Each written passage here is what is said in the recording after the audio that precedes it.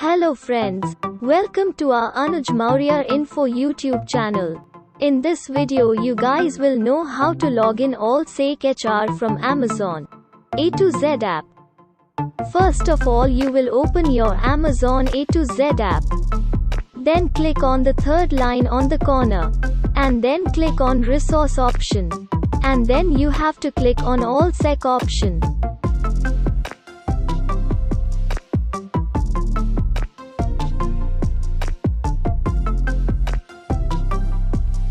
And then after that you have to enter your Amazon login ID and password.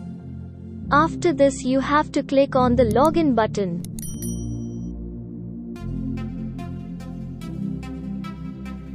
After this, the option of OTP will come on your mobile. Then you have to click on the continue button.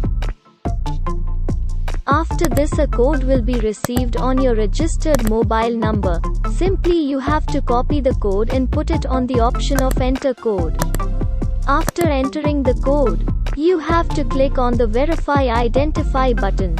After clicking, you are now simply logged into your all SEC HR. If you like the video then don't forget to like, share and subscribe the channel.